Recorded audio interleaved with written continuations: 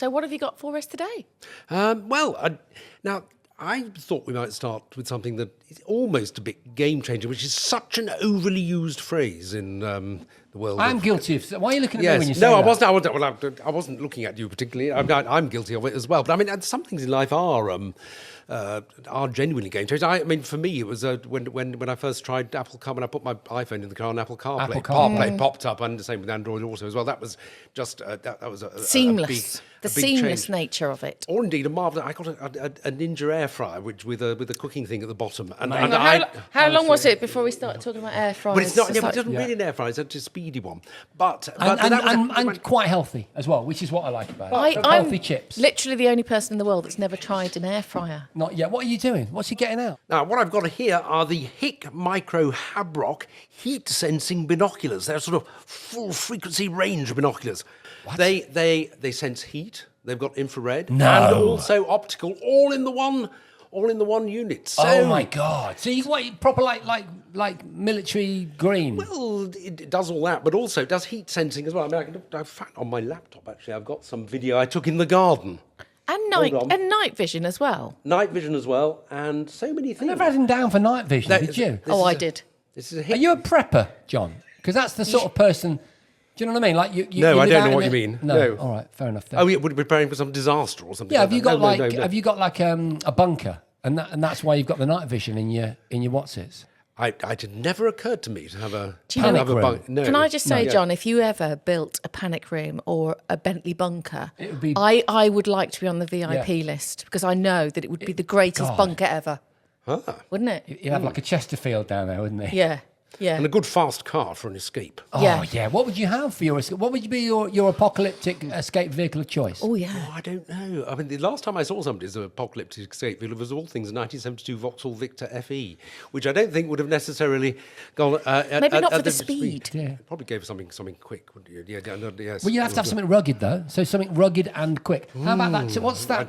Probably can't do better than a Defender, really. Or Well, something like that. No, Yeah. you're right. No, you see, spoken like the true car journalist. I know nothing about cars, but even I know that the benefit of a Defender is that you'll be able to find parts for it when there's been an apocalypse. It's like the cockroach of cars. Isn't it? Yeah. It always works. Yeah. Yes. Good. Maybe that's it. But anyway, in the garden the other day... Yeah. Yes, what was going on in the Bentley Gardens? Well, I can show you some of the footage I shot in the garden the other day with the binoculars. And first of all, you can see there are some birds in the garden. You can see that they're highlighted in white. It's a black and white image. So we can see the birds clearly. Yeah. Yep. And you can change the way you see them in the settings. So you it's can changing to full colour, the thermal imaging. Yes, or you can have them displayed black, or indeed as sort of red peaks of heat. So it picks out just the birds as red, Yes. and the rest of the foliage, the lawn, the shed is all black and white. Yeah. And you can switch to optical. You can hardly see. No, in the birds optical. So now we're looking as if you were just looking for a normal pair of can't see binoculars. them. You can't see the birds at all. No. But And that's the point. That's extraordinary. And can I just explain for those people listening to this podcast, because you have both opportunities. You can watch the podcast or you can listen to the podcast, which is a great idea. The device that John is holding and that captured that footage, I mean, they are literally no bigger. In fact, they're probably smaller than most pairs of binoculars that I would expect to see with that sort of functionality. Absolutely. And one half is... That's the optical side there on the left-hand side of the binocular. The right-hand side is the heat-sensing one. You focus each one with the rings at the end. And also in the middle there's an infrared for night vision, which you can focus using that beam there. And also underneath that is a laser rangefinder. No. So you can assess how far away things are. Now, how do you get the footage out of them? Just click via USB-C. So it records locally on the binoculars? It's got about 64 gigabytes of internal memory, which is good enough for quite a lot of recording. Basically, there's 6 controls that operated with the fingers you normally use to hold binoculars there. Oh, yeah, on top of the device. It's on top of the device, yeah. So top left, you've got an on-off button, which you need to hold down, and it boots up. And then you've got that button there is your photo and video. Second button down on the left. Photo and video. If you give it a long hold, it'll start recording video of basically what you're seeing.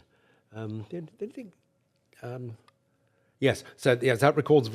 Hopefully, we're at home. We're not yet. This is what John's like when he's back at home in the Yeah. garden shed, isn't it? Yeah. Yep. So we're recording to video. himself. Absolutely. And that's to operate the rangefinder. The third button on the left, top button on the right. There, that allows you to switch between the different modes. I hope you're remembering this. And because so the modes, what modes have we got then? Those ones when Infrared, thermal. Try it. Okay. and then natural light. I'm going to have a look at our You have a look. Patreons. I want to ask through you here. some questions about that. So obviously, we're very familiar in the world of tech to the phenomenon of military tech, military innovations that are cutting edge, sometimes top secret, bleeding down and making themselves known or available to consumer devices. But if you had told me that all those SAS adventures, the Gulf War, all of that craziness in Afghanistan would result in bird watchers being able to find whatever species they're hunting down at night, I wouldn't have believed you. Isn't that an amazing use of what is fundamentally a military technology?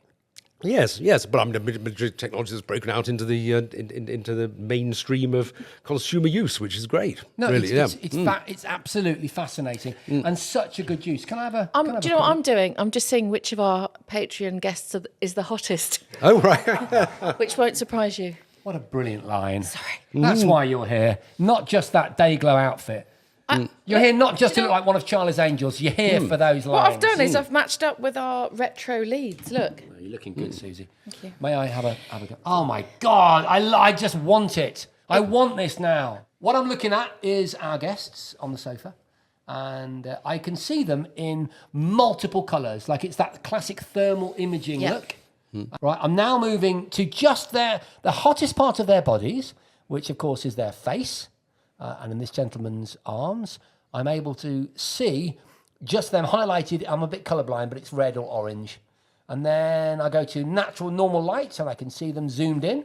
And it's the moment it's set so automatically when it gets dark, that switches to night vision when you're in optical mode. And the range as well. You can see the range. These ones, the HIK, made by a company called HIK Micro, or HIK Micro, depending on some debate on and they're the Habroks.